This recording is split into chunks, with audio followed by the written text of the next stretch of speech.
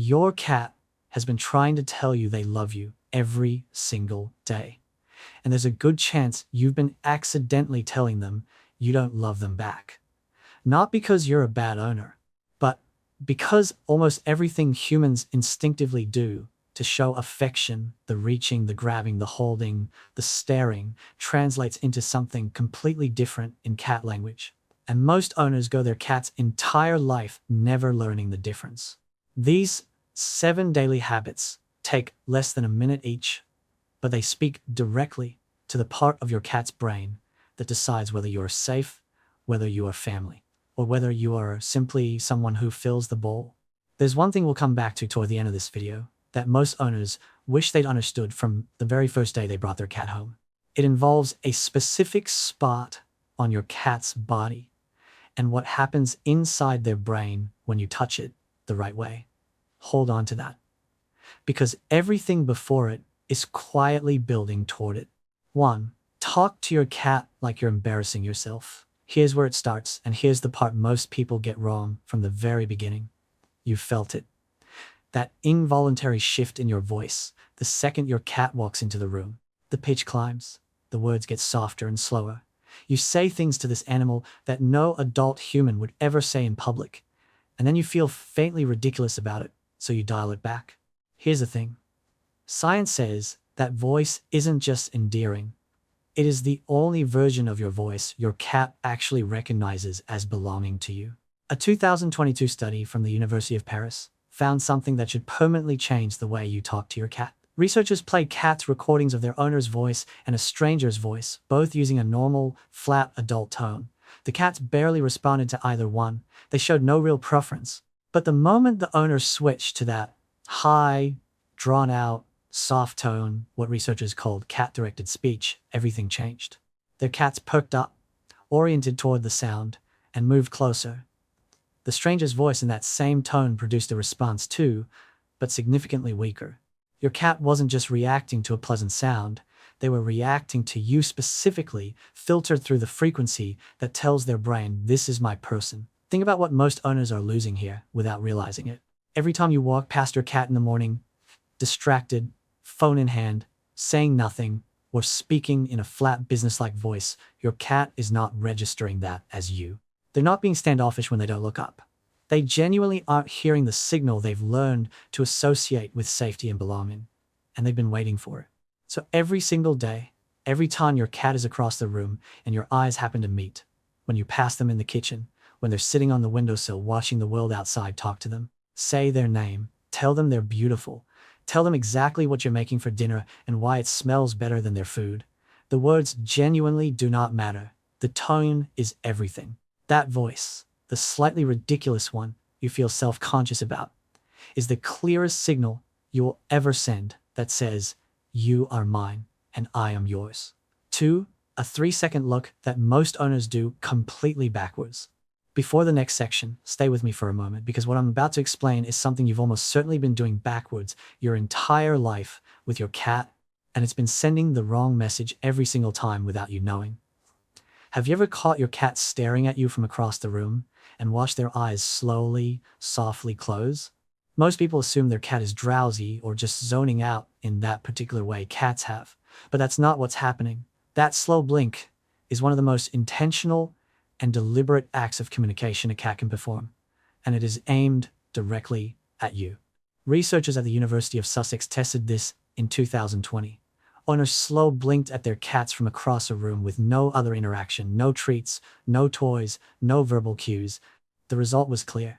Cats were significantly more likely to slow blink back and more likely to approach the owner following the exchange. When strangers performed the same slow blink, cats did respond positively, but the effect was strongest and most consistent with a person they already knew. 3 seconds of calm eye contact followed by a slow, deliberate close of the eyes, and your cat's brain reads it as something profound. I am not assessing you as a threat. I am choosing to lower my guard in your presence. I am telling you, in the oldest language cats have, that I feel safe. Here's the part most owners have never been told. In cat language, direct, sustained eye contact with no soft blink is not a gesture of affection. It is a challenge. It is how cats communicate dominance or signal that they are prepared for confrontation. So every time you've looked at your cat with pure, open love in your eyes and held their gaze, without that slow blink, there's a genuine chance you were sending a message you never intended. Your cat wasn't being aloof when they glanced away first. They were doing you a favor. They were diffusing a tension you created without knowing it, because they trust you enough to let it go rather than escalate. Make this a daily practice. Morning, evening. Any moment your cat's eyes find yours across a room, let your eyelids drop slowly, hold for one quiet breath, and open again. When they blink back at you, that is your cat saying, I see you. I am not afraid of you. I choose to stay. 3. Most owners bore their cats, and that boredom is costing the relationship more than they realize. In a moment, I'm going to tell you exactly what real play does inside your cat's brain, and why the way most owners play might actually be creating distance instead of closeness. But first, think about the last time you actually played with your cat. Not tossed something in their direction, actually played for real for more than 2 minutes. Most owners wave a wand toy back and forth a few times, get a flat, uninterested stare in return, and conclude that their cat just isn't the playful type. But here's what's actually happening in that moment. Your cat is not lazy. Your cat is not disinterested. Your cat is bored, not of the toy, but of the movement. Because that back and forth, predictable, constant speed wave tells your cat's nervous system something very specific, that is not prey. And a cat's brain simply does not light up for something that doesn't behave like prey. Cats are not domesticated in the way that dogs are domesticated. Their hunting instinct was not selectively reduced over thousands of years of breeding. It is fully intact, sitting just under the surface, waiting, and hunting is a sequence. It is the stalk, the freeze, the dart, the pounce, the catch, the stillness after. Every single step matters. When you wave a toy at the same speed in the same spot, you're bypassing the stalk, skipping the freeze, eliminating the dart. You're handing your cat the last page of a story and wondering why they don't care about it. The fix is specific, and it works immediately. Drive the toy away from your cat, never toward them. Move it like it's trying to escape. Let it disappear behind the edge of the couch. Let it go completely still for 4 or 5 seconds. Then bolt. Vary the rhythm. Unpredictable bursts. Long freezes followed by sudden sprints. When you see your cat's entire body lower, when their pupils expand, when their tail tip begins, that slow, involuntary flick that is not casual interest, that is thousands of years of instinct activating all at once. And here's what nobody tells you about why this matters for the bond between you. A cat who gets a real hunt every single day becomes calmer, more settled, more affectionate, because the nervous system that was built to stalk and catch is getting what it was designed to do. The anxiety that comes from unspent predatory energy, the 3 a.m. sprints, the sudden aggressive biting during petting, the general restlessness, much of that dissolves. And the person who provides that experience stops being just the food source. They become the thing that fulfills the deepest drive your cat was born with. 5 to 10 minutes a day. That's the entire investment. But those minutes have to be real. Stop moving the toy like a chore. Start moving it like something worth catching. And hey, if this is genuinely shifting how you see what your cat needs from you, hit subscribe. That's how these videos reach more cat owners who want to understand what their cats have actually been trying to tell them. 4. The most powerful thing you can do for your cat today is absolutely nothing. Here's where it gets quietly profound. And this is also where I want you to hold on to something that's going to matter much more by the end of this video. Imagine a cat who has gradually started sleeping in places that are harder to reach, on top of the wardrobe, in the gap behind the washing machine, under the bed, far back against the wall. Every time their owner comes into the room, this cat gets up and relocates. Every approach is met with a slow, calm retreat. The owner tries harder, more petting, more picking up, more calling their name. The cat moves further away. And the owner begins to feel something painful settle in. Maybe this cat just doesn't like me. Maybe we've never really bonded. Maybe I'm doing everything wrong. Hold on to that picture. Because by the time we reach the end of this video, you'll understand exactly what that cat was communicating and what one single daily shift could have changed everything potentially years ago. But first, what if the most powerful bonding behavior you could offer your cat every single day required nothing from you at all? Most owners operate on the assumption that love looks like action, petting, playing, feeding, picking up, the visible gestures. So when they sit on a sofa and their cat is across the room on the armchair, they feel a quiet, nagging sense that nothing is happening between them. But to your cat, something enormous is happening. Your cat is watching you exist. And the fact that you are calm, present, and not reaching for them, not calling to them, not trying to make something happen, is communicating something in cat language that most owners never say at all. In the wild, cats only rest in the physical presence of other cats they trust completely.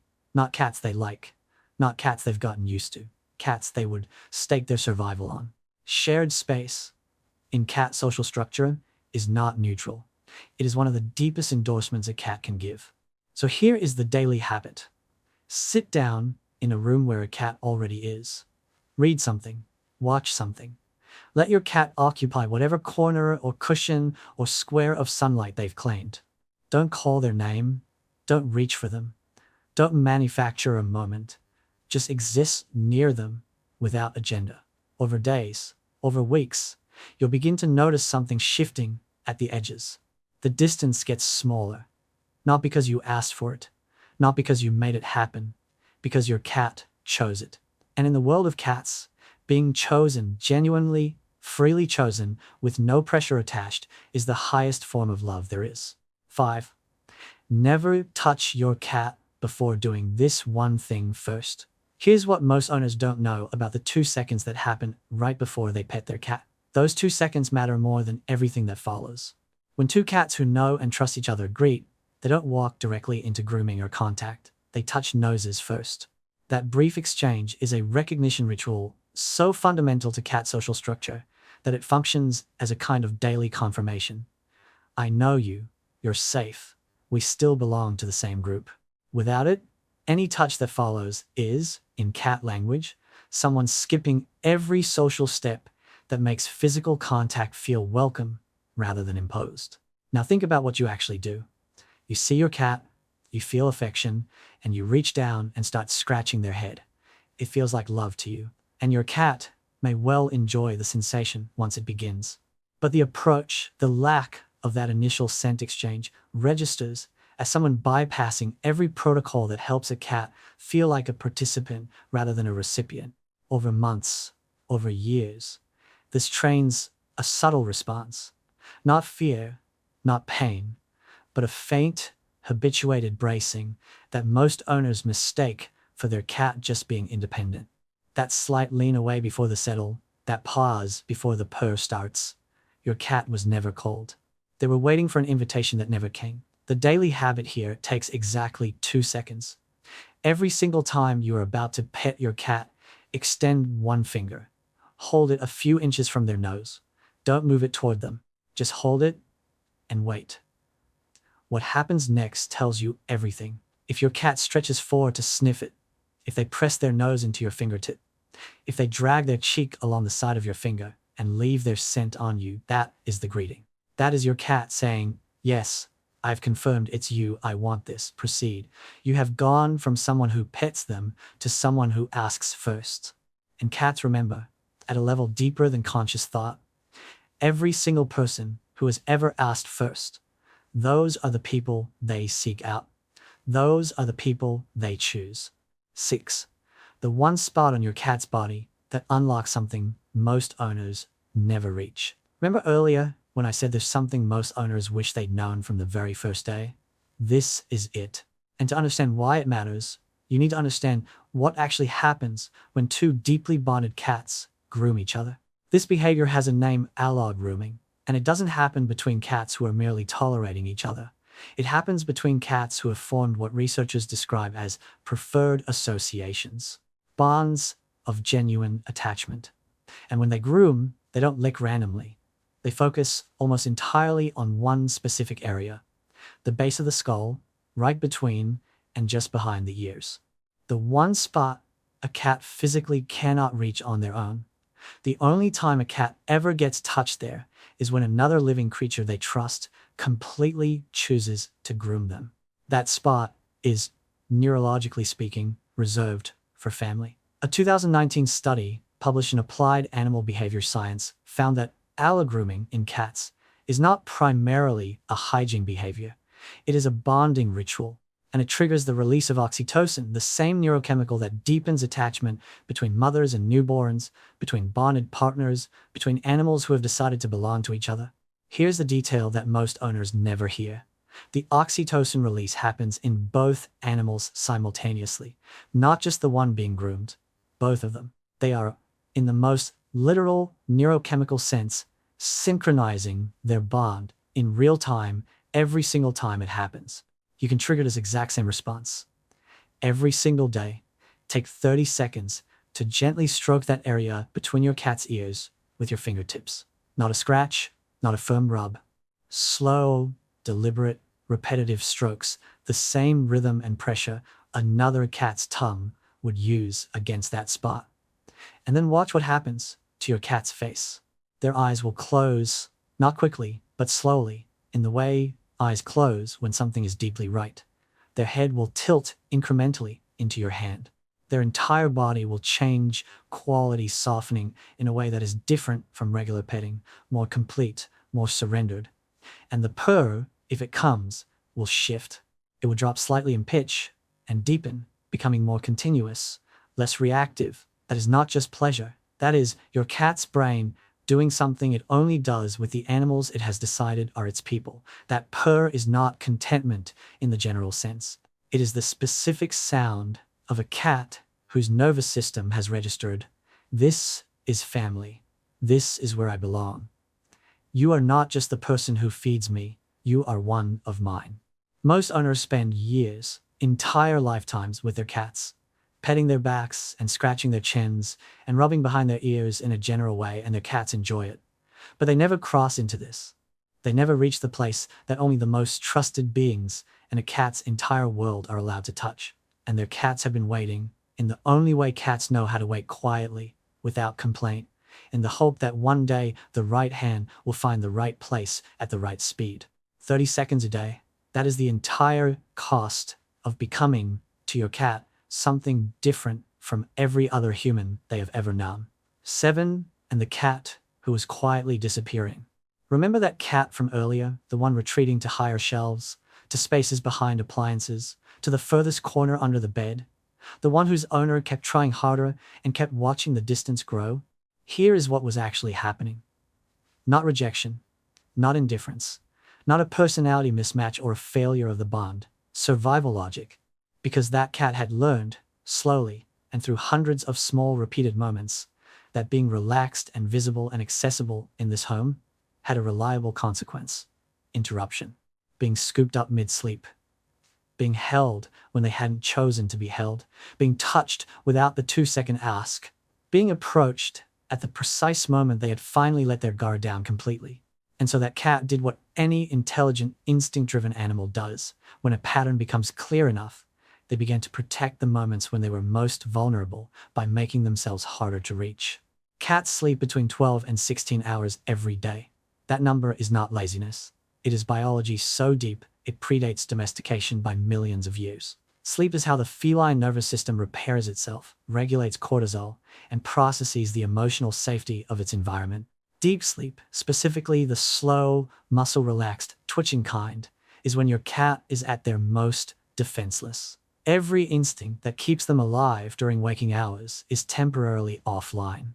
They chose that particular spot, that particular surface, that particular angle of warmth and shadow, because they felt safe enough to disappear from the world for a while. When you scoop them up in that moment, because they look too perfectly curled to resist, because the impulse of love is immediate and physical and hard to override, you are not just startling them, you are teaching them something. You are teaching them that no spot near you is fully safe. That being relaxed and accessible around you comes with a cost. And cats are extraordinary learners. They will find the shelf you cannot easily reach, the space behind the furniture you'd have to move to access. They are not punishing you, they are not being dramatic. They are protecting their most vulnerable state from the one creature in their environment who keeps disturbing it, the one creature they love enough to be that vulnerable around in the first place. The daily habit here is the simplest one in this entire video. When your cat is asleep, walk past them, let them be. That act of restraint, that deliberate choosing not to interrupt, even though every part of you wants to communicate something to your cat that none of the 7 things on this list can replace on its own. It says, "Your peace matters to me more than my need to hold you right now." And a cat who learns that truth about you will change quietly over time. They will start sleeping in places where you can see them, not hiding, not protected from you, visible, chosen, right there on the couch, in the middle of the room, in the patch of afternoon light on the floor next to your chair. Not because you asked, because they finally felt safe enough to stop disappearing. That cat whose owner kept reaching and kept watching them retreat, the one sleeping on top of the wardrobe, when the owner stopped interrupting, stopped turning every approach into something that required the cat to respond, stopped treating their cat's relaxed moments as invitations, that cat started appearing on the sofa, then closer, then on the cushion right beside them, evening after evening, without fanfare, without any dramatic moment of reconciliation. Just a cat who had finally decided that this person could be trusted with the most unguarded version of themselves. And that is the thing about cats that takes a very long time to fully understand. They don't love loudly, they don't perform it, they love through proximity. Through choosing to stay in the same room when they could be anywhere else, through slow blinks across quiet evenings, through pressing their face into an extended finger and deciding, for the 10,000th time, that yes, you are safe, through finding the cushion next to yours out of every possible surface in the house and settling there without explanation, through the way they find you with their eyes before they close them to sleep. Do these 7 things every single day, and your cat won't just sense that you love them. They'll spend the rest of their life, in every small and quiet way they know how, choosing you back.